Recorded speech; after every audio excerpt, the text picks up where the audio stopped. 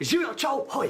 In pozdravljeni. Z vami so Valentin in Lučka z Novaki in to je ljubezen skozi želode. Oddaja o kuhanju v 340 kvadratnem meščanskem stanovanju. Zadnje čase se veliko govori o samooskrbi, prehrambeni recesiji, krizi pridelkov in drugih izrazih, ki vsebujejo črko R. Zato so mnogi, ki živijo na podeželju, svoje vrtičke letos povečali, da bi bili čim bolj neodvisni od trendov rasti cen. No, da pa mi obalni prebivalci seveda nimamo te sreče, zato se je treba znati, kako veš in zmoreš. A brez panike, tudi za meščane je na voljo ogromno okusnih in hranilnih rešitev, da bomo prebrodili krizo dviga cen. Mesto je s hrano enako, če ne bolj bogato kot podeželje. Le treba vedeti, kje iskati.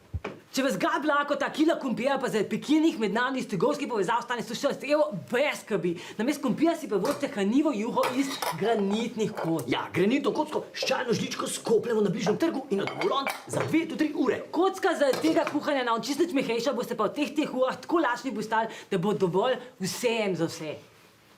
Naslednja sestavina, plastika.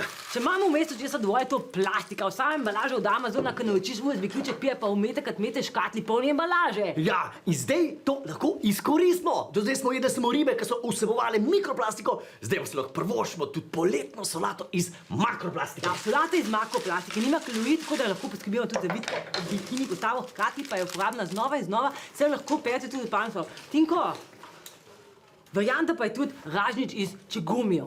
Naberemo jih na cesti, najdemo jih prilepljene na semaforje, pod šolskimi klopmi. Skratka, žvečilka en tak mestni endemit, ki ga niti ne opazimo, ampak so pa povsod. Ja, še ena dobrina, ki v mestu nikoli ne zmanjka, so pa ogorki. Ogorki cigaretov, ogorki tistih majhnih električnih čikov nimajo veliko hranilne vrednosti, dajo pa okus, ki ga še dolgo ne boste mogli pozabiti. Midva svoje spasiva kar v ogorčen stomaku, ki traja v hladilniku do 100 let, tudi če hladilnik ni pa vklopljen na elektriko. Kar pa kmalu realno za vse.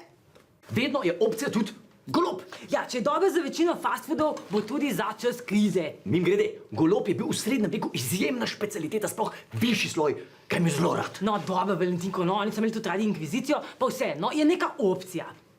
Če živite v bolj vlažnem stanovanju, kar s trenutnimi cenami ogrevanja ni problem, je tukaj še selekcija stenskih gob-gljiv, plemenitih in manj plemenitih plesni. Za ljubitelje surovega je pa opcija komarjev carpaccio. Droben, ampak lokalen prilizek, dobesedno okus soseske. Konec koncev pa mestni zrak je tako gost in poln različnih hranljivih delcev, da če globoko dihneš, je to že po svoje malca. Pa pravijo, da od zraka ne moš vedeti, v mestu lahko.